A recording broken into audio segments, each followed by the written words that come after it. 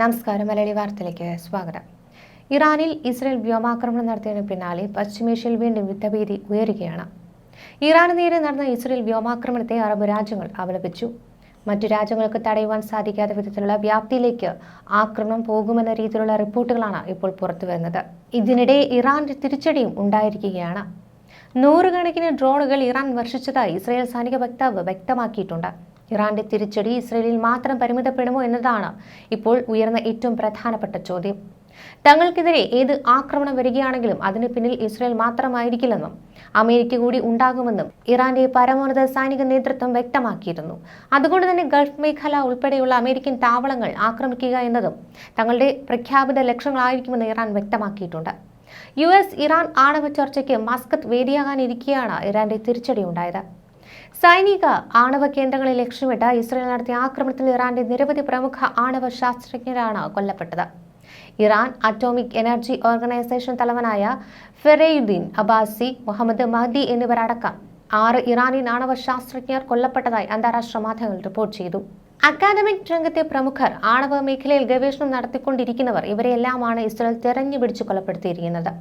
കൊല്ലപ്പെട്ട ഫെറെയുദ്ദീൻ അബ്ബാസി ഇറാന്റെ ആണവ നയത്തിന്റെ ബുദ്ധി കേന്ദ്രമായാണ് അറിയപ്പെടുന്നത്. 2010 ഒരു കൊലപാതക ശ്രമത്തിൽ നിന്ന് തലനാരിഴയ്ക്കാണ് അബ്ബാസി രക്ഷപ്പെട്ടത്.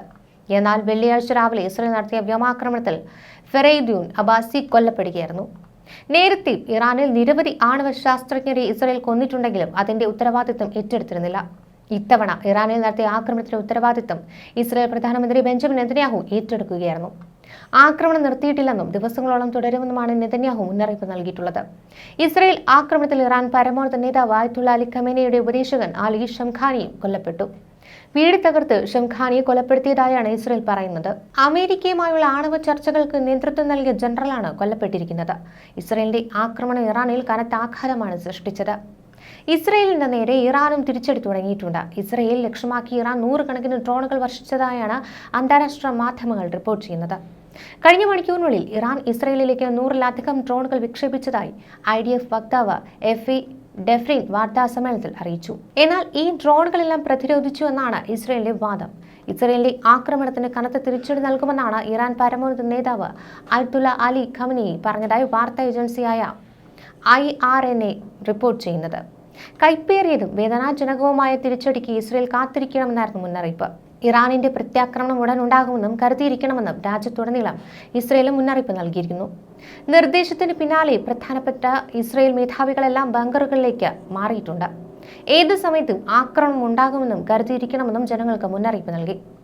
ആശുപത്രികളെല്ലാം സജ്ജമാക്കുവാനും നിർദ്ദേശം നൽകിയിട്ടുണ്ട്. സൈനിക മേഖലയിലെ ഡോക്ടർമാരടക്കമുള്ള ആരോഗ്യ പ്രവർത്തകരോടെല്ലാം തിരിച്ച് ഡ്യൂട്ടിയിൽ കയറുവാനും നിർദ്ദേശം നൽകി. ഇറാന്റെ പ്രതികരണം ഇസ്രയേലിൽ വൻ നാശനഷ്ടങ്ങൾക്ക് കാരണമാകുമെന്ന് US മുന്നറിയിപ്പ് നൽകിയതായി റിപ്പോർട്ടുകൾ പുറത്തുവന്നു. ബാലിസ്റ്റിക് മിസൈൽ ആക്രമണത്തിലൂടെ ഇസ്രയേലിന്റെ വ്യോമ പ്രതിരോധ സംവിധാനങ്ങൾ തകർക്കപ്പെടാനും സാധ്യതയുണ്ട്. ഇറാൻ തലസ്ഥാനമായ ടെഹ്റാനിൽ വെള്ളിയാഴ്ച പുലർച്ചെയോടെയാണ് ഇസ്രയേലിന്റെ വ്യോമാക്രമണം നടന്നത്. ഇറാന്റെ സൈനിക ആണവ കേന്ദ്രങ്ങളെ ലക്ഷ്യമിട്ടായിരുന്നു ഇസ്രയേൽ വ്യോമാക്രമണം. Iran revolutionary guard command in chief Hossein Salami അടക്കം നിരവധി പ്രമുഖർ കൊല്ലപ്പെട്ടിട്ടുണ്ട്.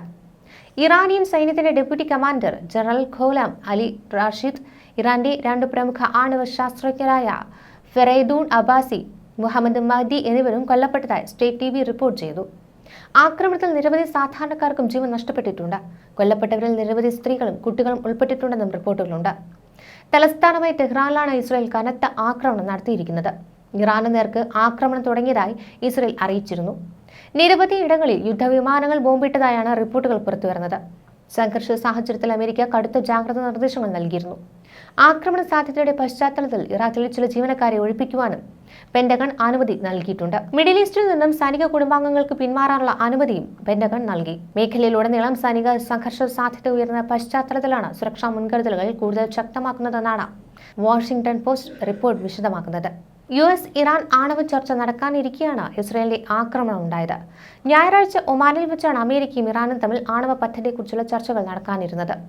അതേസമയം അമേരിക്കയുടെ അറിവോടെയാണ് ഇറാനെ ഇസ്രയേൽ ആക്രമിച്ചതെന്ന വിമർശനങ്ങളും ഉയർന്നുണ്ട്. ആക്രമണത്തെക്കുറിച്ച് അമേരിക്കയ്ക്ക് അറിവുണ്ടായിരുന്നുവെന്നാണ് വിവിധ മാധ്യമങ്ങൾ റിപ്പോർട്ട് ചെയ്യുന്നത്.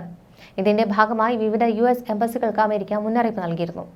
ഇറാഖ് അടക്കമുള്ള പ്രധാനപ്പെട്ട എംബസികളിൽ നിന്ന് USന്റെ പ്രധാന ഉദ്യോഗസ്ഥരെയെല്ലാം പിൻവലിച്ചു.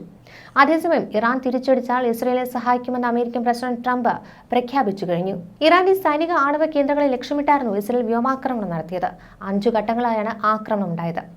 നേരത്തെ തന്നെ ഇറാനെ ഇസ്രയേൽ ആക്രമിക്കുമെന്ന് റിപ്പോർട്ടുകൾ വന്നിരുന്നതാണ്. ആക്രമണത്തിൽ സാധാരണക്കാർക്കും ജീവൻ നഷ്ടപ്പെട്ടതായാണ് വിവരം.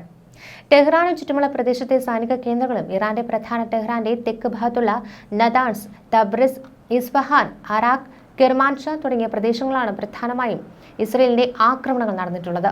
കെട്ടിടങ്ങൾക്ക് നേരെ നടന്ന വ്യോമാക്രമണങ്ങളുടെ വീഡിയോയും സോഷ്യൽ മീഡിയയിൽ പ്രചരിക്കുകയാണ്. ടെഹ്റാനിൽ നടത്തിയ ആക്രമണത്തിൽ നിരവധി കെട്ടിടങ്ങൾ തകർന്നു. കൊല്ലപ്പെട്ടവരിൽ നിരവധി സ്ത്രീകളും കുട്ടികളും ഉണ്ടെന്നാണ് ഇറാൻ മാധ്യമങ്ങൾ റിപ്പോർട്ട് ചെയ്യുന്നത്. ആണവ നിരായുധീകരണത്തിനായുള്ള ഇറാൻ-അമേരിക്ക ചർച്ച തുടരുന്നതിനിടെയാണ് ആക്രമണം ഉണ്ടായത്. ഇറാന്റെ ആണവ കേന്ദ്രങ്ങൾ ഇസ്രയേൽ ഉടൻ ആക്രമിക്കുമെന്ന് US പ്രസിഡന്റ് ഡൊണാൾഡ് ട്രംപ് മുന്നറിയിപ്പ് നൽകിയതിന് പിന്നാലെയാണ് ഈ ആക്രമണം. വർഷങ്ങളിലെ തയ്യാറെടുപ്പുകൾക്ക് ശേഷമാണ് ഇറാൻ നേരെ വെള്ളിയാഴ്ച ആക്രമണം നടത്തിയതെന്ന് വ്യക്തമാക്കിയിരിക്കുകയാണ് ഇസ്രയേൽ. വെള്ളിയാഴ്ച പുലർച്ചെ നടത്തിയ ആക്രമണത്തിൽ 200 യുദ്ധവിമാനങ്ങൾ പങ്കെടുത്തതായി ഇസ്രയേൽ പ്രതിരോധ സേന അറിയിക്കുന്നുണ്ട്. 100 കേന്ദ്രങ്ങളിൽ നടത്തിയ ആക്രമണങ്ങളിൽ ബോംബുകളും മിസൈലുകളും അടക്കം 330 ആയുധങ്ങൾ പ്രയോഗിച്ചതായും അവർ അവകാശപ്പെട്ടു. ഇറാന്റെ ആണവ പദ്ധതിക്കെതിരെ പതിറ്റാണ്ടുകളായി നൽകിയിരുന്ന മുന്നറിയിപ്പുകൾക്കൊടുവിലാണ് ആക്രമണമെന്നാണ് ഇസ്രയേൽ വ്യക്തമാക്കുന്നത്. ഓപ്പറേഷൻ റൈസിംഗ് ലയൺ എന്ന് പേരിട്ടിരുന്ന സൈനിക നടപടി ദിവസങ്ങളോളം നീണ്ടു നിൽക്കുമെന്നാണ് ഇസ്രയേൽ പ്രധാനമന്ത്രി ബെഞ്ചമിൻ നെതന്യാഹു അറിയിച്ചത്. ഇറാനിൽ നിലവിൽ 15 ആണവ ബോംബുകൾ നിർമ്മിക്കുവാൻ ആവശ്യമായ സമ്പുഷ്ടീകരിച്ച യുറേനിയം ഉണ്ടെന്നാണ് കണക്കാക്കിയിരിക്കുന്നതെന്ന് ഇസ്രയേൽ പ്രതിരോധ സേന പറയുന്നു. ഇറാന്റെ ബാലിസ്റ്റിക് മിസൈൽ കേന്ദ്രങ്ങളും ആണവ പദ്ധതികളും ലക്ഷ്യമിട്ടാണ് ആക്രമണം നടത്തിയതെന്ന് നെതന്യാഹു പറയുന്നു. ഇസ്രയേലിലെ ആക്രമണത്തിൽ Iran Islamic revolution guard corps മേധാവി മേജർ ജനറൽ ഹുസൈൻ സലാമി, സൈനിക മേധാവി മുഹമ്മദ് ബഖേരി തുടങ്ങിയ ഉന്നത സൈനികരും നിരവധി ആണവ ശാസ്ത്രജ്ഞരുമാണ് കൊല്ലപ്പെട്ടത്. സ്വയം പ്രതിരോധിക്കുന്നതിന് ഇസ്രയേൽ ഇറാനെ ആക്രമിക്കുകയല്ലാതെ മറ്റു വഴികളില്ലെന്നാണ് നെതന്യാഹു പറയുന്നത്. ആണവായുധം നിർമ്മിക്കുവാൻ ഇറാനെ ഒരിക്കലും അനുവദിക്കില്ലെന്നും അദ്ദേഹം വ്യക്തമാക്കുന്നുണ്ട്. ഇറാൻ ഭരണകൂടം പതിറ്റാണ്ടുകളായി ആണവായുധം സ്വന്തമാക്കുന്നതിനായി പ്രവർത്തിക്കുകയാണ്. ലോകം അത് തടയുവാൻ സാധ്യമായ എല്ലാ നയതന്ത്ര മാർഗങ്ങളും ശ്രമിച്ചിട്ടുണ്ട്. പക്ഷേ ഇറാൻ ഭരണകൂടം നിർത്തുവാൻ വിസമ്മതിച്ചു. ഇസ്രയേൽ സൈന്യം പ്രസ്താവനയിൽ പറയുന്നത് ഇങ്ങനെയാണ്: പുലർച്ചെ 3 മണിയോടെ ആരംഭിച്ച ആക്രമണം മണിക്കൂറുകളോളം നീണ്ടുനിന്നുവെന്നാണ് ഇസ്രയേൽ സൈന്യം പറയുന്നത്. 3 മണിക്ക് തൊട്ട് മുമ്പായി തന്നെ ഇറാഖിന് മുകളിലായി ഇസ്രയേൽ യുദ്ധവിമാനങ്ങൾ നിലയുറപ്പിച്ചുവെന്നാണ് റിപ്പോർട്ടുകൾ. ഈ ഘട്ടത്തിൽ ഇസ്രയേലിലുടനീളം സൈറണുകൾ മുഴങ്ങിയിരുന്നുവെന്ന് ഇസ്രയേൽ മാധ്യമങ്ങൾ റിപ്പോർട്ട് ചെയ്യുന്നു.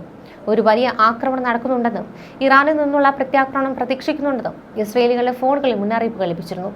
സുരക്ഷിത സ്ഥലങ്ങളിലേക്ക് മാറുവാനും പിന്നീട് നിർദ്ദേശങ്ങൾ ലഭിച്ചു. ന്യൂസ് ഡെസ്ക് മലയാളി വാർത്ത.